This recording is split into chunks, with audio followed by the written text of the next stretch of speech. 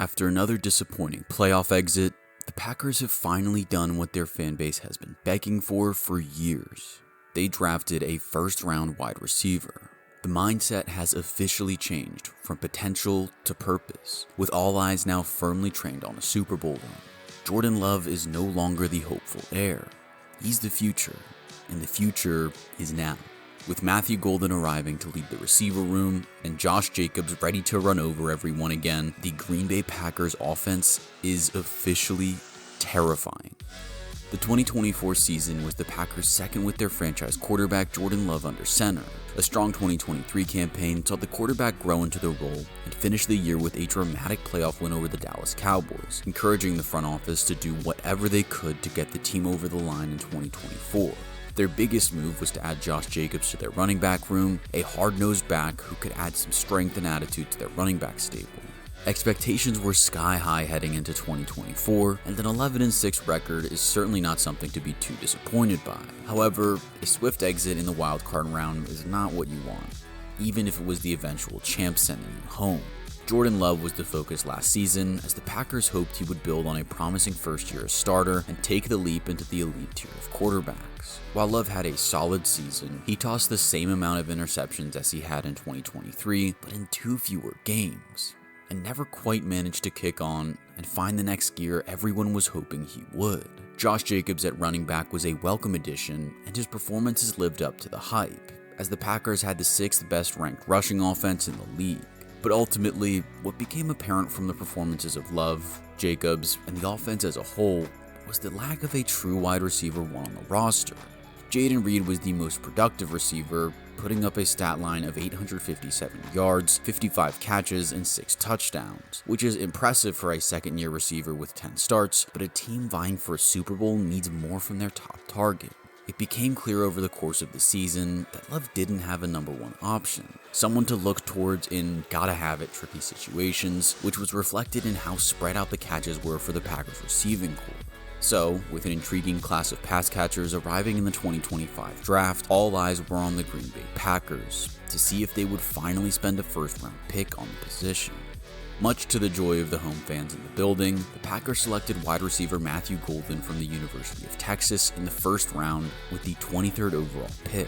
Golden is a talented receiver with blistering speed who came into the draft as one of the top receiver prospects following a strong season with the Longhorns, where he established himself as the primary target for Quinn Ewers. Golden finished off his college career strong, averaging 102.8 yards in his final 4 games, which included an SEC Conference Championship game and 3 playoff appearances. In his final college season, Golden had 987 yards from 58 receptions with 9 touchdowns, averaging 17 yards a reception, showing his ability as a deep threat. Golden's profile is one the Packers didn't have last season, with his speed and ability to stretch the field combined with big play potential, providing Jordan Love with different looks. While Golden's speed may be the first thing to catch your eye, he's also a superb route runner, able to beat his defenders straight up and give Love a reliable target in those high-pressure moments. He can also work deep very well, tracking balls and putting himself in good positions to make a play. Some scouts have questioned his size and blocking abilities, but there's more than enough upside to make this a fun pick for the Packers. The question of whether he can become the all-important wide receiver one will be a fascinating storyline to watch throughout the season. Golden clearly has the tools to succeed in the NFL, but will need experience and some development to establish himself as the player the Packers hope he can be. The Packers' desire to add more talent to their receiver room did not end with Golden's selection. In the 3rd round, with the 87th overall pick, Green Bay selected Savion Williams from Texas Christian University, bringing another speedy receiver with raw talent and plenty of upside. At 6'4", 222 pounds, boasting a 4.48 40-yard dash, Williams provides a package that combines size, speed, and athleticism that, if developed correctly, could make him a force in the NFL. Some scouts flagged his rawness and inconsistency in his catching ability, but it's easy to see why the Packers were willing to spend a 3rd-round pick on someone with his natural talents. However, the fact that Williams has drawn comparisons to more versatile receivers such as Deebo Samuel and Cordero Patterson indicates that his future in the NFL won't be as a traditional every-down receiver, but perhaps as a more versatile, multifaceted all-round offensive weapon, seeing the ball through the air, but also on the ground and in the return game. It will be exciting to see how Matt LaFleur utilizes a player with the dynamic talents and mixture of athleticism and size like Williams alongside the rest of the offense. In the second round, the Packers also added offensive tackle Anthony Belton from North Carolina State, a big but nimble blocker who should bolster what is already a decent front unit. Nicknamed Escalade for his ability to move effortlessly despite his stature, Belton was a 3-year starter in college, providing him with plenty of game experience. He will likely begin next season behind Rasheed Walker on the depth chart, but his size and athleticism could see him make his case in training camp. Although their offensive line was one of their stronger points last season, giving up the fewest sacks in the league, Belton is another solid draft selection with the view towards improving their offense long term. Overall, Packers fans have to feel pretty good about this collection of talent. They are set at the quarterback position with Jordan Love, and this new-look wide receiver room, headlined by Matthew Golden, gives him plenty of talent to work with and find that extra gear that can move him into the elite tier of NFL QBs. He has shown immense flashes so far throughout his 2 years as starter, most notably throwing 18 touchdowns and 1 interception over the final games of the 2023 season, but his inconsistencies were on full display when tossing interceptions in each of his first 8 games of 2024. It's time for him to take that next step forward, and hopefully Golden's addition can help him do that.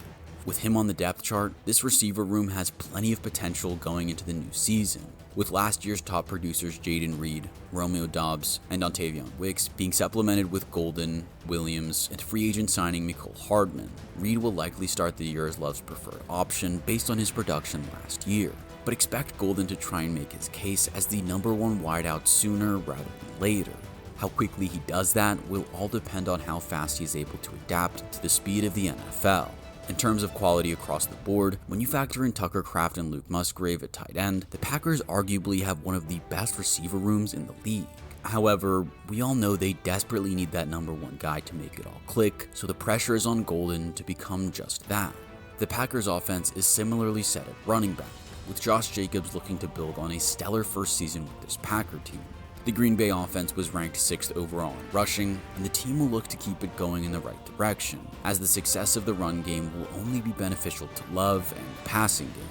It wasn't just the draft the Green Bay looked to help nurture this offense, though. Their most notable pickup in free agency was the signing of guard Aaron Banks to a 4-year, $77 million deal, and he should slide right into their offensive line. Banks comes in following 3 years with the 49ers and should provide some solid play in the interior. There are some question marks regarding his price relative to past performance, considering he didn't earn a pass blocking grade of over 60 in either of his 3 seasons with the Niners, but the Packers have clearly seen something they like. It's a risky move to devote this kind of money towards a player who arguably hasn't earned it yet with his play, but protecting Love is absolutely worth the risk and the price tag. Defensively, Green Bay signed cornerback Nate Hobbs, who will improve a Packers secondary that may be without its all-pro superstar Jair Alexander come the start of next season. Hobbs has been very productive in his 3 seasons with the Raiders, but there have been questions regarding his ability to stay on the field due to injury. If Hobbs does manage to remain healthy, he should prove himself a quality pickup for Green Bay, hopefully pushing them into the top 10 as a passing defense after ranking 13th from a passing yardage standpoint last year. Then, further down the draft, the Packers made some more defensive additions, including edge rushers Barron Sorrell of Texas and Colin Oliver of Oklahoma State, and interior lineman Warren Brinson of the Georgia Bulldogs. The final round of the draft saw the Packers add corner Micah Robinson and tackle John Williams. These moves will add some depth in a number of key positions, ensuring that the rest of the roster keeps taking over, while the more pressing needs were addressed in the early, high-value rounds. Overall, the defense is coming off a strong season where they ranked 6th in points allowed and 5th in yards allowed. The defensive unit did not lose any key starters, but the fate of Jair Alexander will loom large over the team in the lead up to the start of the season. Thankfully, Hobbs' addition does help soften the blow should he depart. This will be the 2nd year under coordinator Jeff Haley, and the unit will be led by the veterans like Xavier McKinney, Keyshawn Nixon, and Rashawn Gray, mixed in with young talent like Luke Van Ness, Javon Bullard, and Edgerrin Cooper. Like the offense, the defense will look to build on its success last year, and if they can continue in their development together, could be one of the most fearsome units in the league and provide Green Bay with one of the most well-rounded teams in the NFL. That sounds like a Super Bowl contender to me. The NFC North remains one of the toughest divisions in football. with the Detroit Lions and Minnesota Vikings hoping to continue on their good 2024 seasons, although both teams will look different this time around. Minnesota was a big surprise last year, with Sam Darnold putting in a solid performance in the wake of 2024 first-round pick J.J. McCarthy's season-ending injury. With McCarthy making his first start, the Vikings are hoping they're even better than last season, but there's no way anyone can be sure what to expect. A significant downgrade in quarterback performance is definitely on the cards. Meanwhile, the Lions will be coming in as favorites entering the season and will look to build on the success of the past few years with their stars Jahmyr Gibbs, Amon-Ra St. Brown, and Aiden Hutchinson. It has been quite the few years transforming from perennial loser to NFC powerhouse, but the Lions did lose key personnel like offensive coordinator Ben Johnson and defensive coordinator Aaron Glenn, who both left for head coaching positions. It will be interesting to see how they cope with these losses, as we have seen how difficult this was for a team like the Philadelphia Eagles, who collapsed miserably at the end of the 2023 season after losing both of their coordinators the previous offseason. Although the Packers seemed to stagnate in their progress last season, the outlook for this upcoming year is very positive for Green Bay, with key players set to make a jump to the next level, and the addition of Matthew Golden as wide receiver 1, the sky is the limit for this group. But where do you think the Packers will finish this season? Will Jordan Love make the leap into the top tier of NFL quarterback, and will Matthew Golden prove himself as the Packers' top guy? Let us know in the comments.